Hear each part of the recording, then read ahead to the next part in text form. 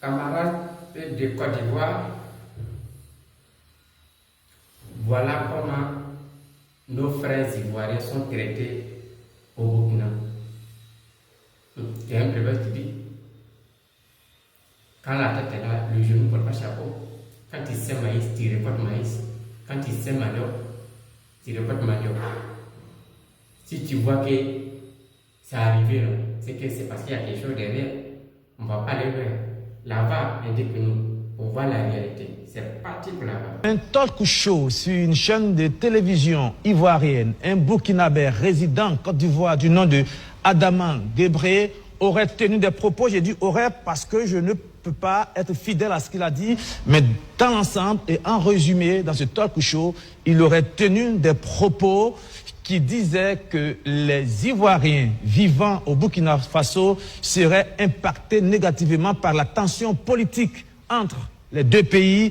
Monsieur Etienne Ané, bonsoir. Vous êtes président par intérim de l'Union des ressortissants de Côte d'Ivoire au Burkina Faso. D'abord, quand vous avez pris connaissance de ces propos-là, quelle a été tout de suite votre réaction? Bonsoir Hervé, bonsoir à tous. Il faut dire que j'ai écouté, j'ai vu la vidéo et il y a une phrase qui m'a un peu marqué, disant que les Ivoiriens ne pouvaient pas marcher jusqu'à une certaine fierté. Je me suis dit, ben, c'est quoi la fierté? Il faut dire que commenter les opinions, c'est chose difficile parce que c'est les faits qu'on peut commenter. N'empêche que je ne pense pas qu'ici, les Ivoiriens soient venus pour porter leur drapeau national et puis marcher dans leur rue, dire, crier partout qu'on est Ivoirien. D'accord? Les Ivoiriens sont venus ici pour faire des affaires. Ils sont venus ici pour travailler. Ils font leurs affaires, les affaires tout. La preuve, je suis là, j'ai quitté la zone d'Ivoire jusqu'ici, j'ai parcouru toute la ville.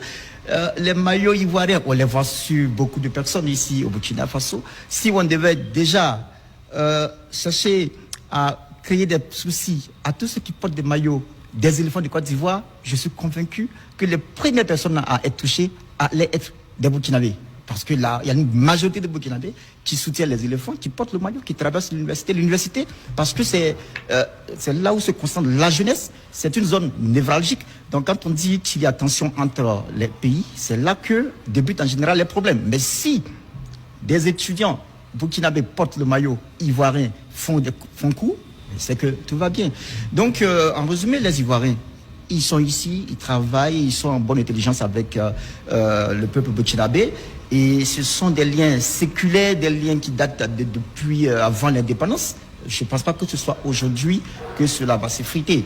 Il y a certes des soucis, mais je pense que nos chefs d'État sont suffisamment matures pour régler les problèmes entre eux. En tout cas, en ce qui concerne la communauté ivoirienne au Burkina Faso, tout se passe bien.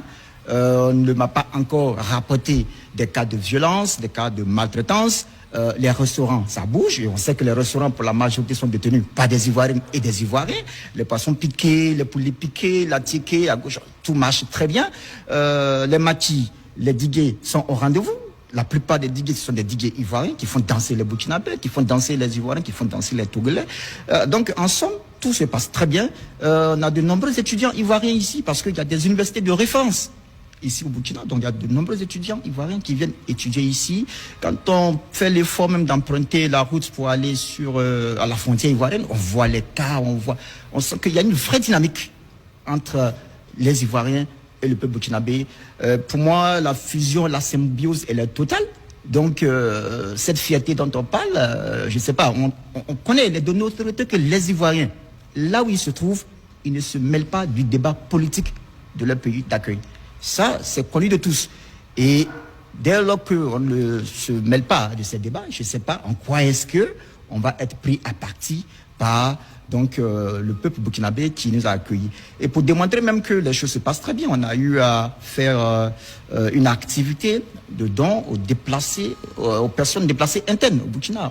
L'activité a eu lieu dans le quartier de Penzani, c'est à Ouagadougou. Les Ivoiriens sont mobilisés, ils ont dit, écoutez, notre pays, la Côte d'Ivoire, c'est le pays de l'espérance. Le pays voisin, le Burkina, vit une situation difficile. Nous allons leur donner de l'espérance, de l'espoir. On s'est mobilisé, on a réuni des fonds et donc on a offert des vivres et des non-vivres aux populations dans le quartier de Panzani. Récemment encore, la communauté ivoirienne, à travers le collectif des communautés étrangères vivant au Burkina Faso, a accompagné la ministre des Affaires étrangères dans une activité à Banfora qui regroupait toutes les communautés étrangères au Burkina. Donc voilà un peu résumé ce qui se passe au Burkina. Tout va parfaitement bien.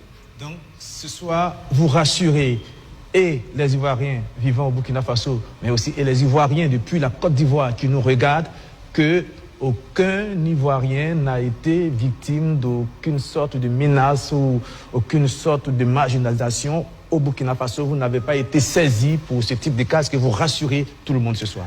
Bien sûr que je rassure tout le monde. Les quelques rares fois que la gendarmerie nous a saisis, c'était au contraire pour aider des Ivoiriens à rentrer chez eux. La dernière fois, en décembre, que la gendarmerie m'a appelé, c'était pour me dire, écoutez, il y a 4 de vos compatriotes qui étaient dans un groupe au Ghana. Quand le gouvernement ghanéen a commencé à traquer le groupe s'est déporté au Burkina Faso. Et nous sommes allés faire une intervention. On les a retrouvés. Ils sont 4. Il y a des gens qui ont pris leur passeport, qui leur ont fait croire qu'ils allaient les aider à intégrer des équipes de football professionnel, ce qui n'a pas été le cas. Et là, ils sont démunis. On ne sait pas comment faire pour les faire partir en Côte d'Ivoire. Donc moi, je suis entré en contact avec l'ambassade. L'ambassade de Côte d'Ivoire a pris toutes les dispositions pour que ses compatriotes aient des habits, soient nourris et aient le transport pour aller jusqu'en Côte d'Ivoire. Donc c'est pour dire que s'il y avait une certaine tension, ces 4 personnes, la gendarmerie aurait pu dire, mais écoutez, vous faites quoi chez nous ici? Et on aurait pu créer des histoires n'en point fini. Mais ce sont au contraire qui nous approchent toutes les fois, qui trouvent des situations un peu étranges pour que on intervienne et que tout se résolve très bien. En tout cas, jusqu'à ce moment où je parle, je ne peux pas dire qu'il y a eu un cas de violence sur un Ivoirien et sur une Ivoirienne. Même si cela arriverait au pur hasard, ce qui pourrait arriver ça pourrait être des événements, j'allais dire, isolés. Et je pense que ce qui pourrait diviser les Ivoiriens est trop moindre par rapport à ce qui nous unit. Merci bien d'être venu sur le plateau pour apporter ces précisions. Je rappelle que ces propos ont été tenus par un Burkinabé vivant en Côte d'Ivoire du nom de Adama Guébré. Il les a tenus dans une émission de talk show sur une chaîne de télévision ivoirienne au cours d'un débat sur la sortie des pays de l'AES et de la CEDEAO. Il avait été interrogé sur la tension politique entre les pays de l'AES et leurs voisins et sur le cas notamment du Burkina Faso et de la Côte d'Ivoire. Il a tenu des propos disant que cette tension politique entre les deux pays avait des impacts négatifs sur les Ivoiriens vivant au Burkina Faso. Étienne Ané, président par intérim de l'Union des ressortissants de Côte d'Ivoire au Burkina Faso, vous êtes venu nous dire complètement le contraire. Il n'y a pas d'incidence, tout va bien. Les Ivoiriens vivant au Burkina Faso et leurs frères burkinabés vivent en très bonne intelligence. Ok, bien. Je pense que chacun d'entre nous a écouté. Voilà. Quand nous on vient avec les preuves là, c'est que c'est les preuves à l'appui. Donc le reste là, c'est dans la main de peuple. Nous, on ne peut rien dire encore. On a assez parlé. Voilà. On a assez parlé. Nous, on est fatigué maintenant de parler. Ça vaut maintenant de décortiquer ça.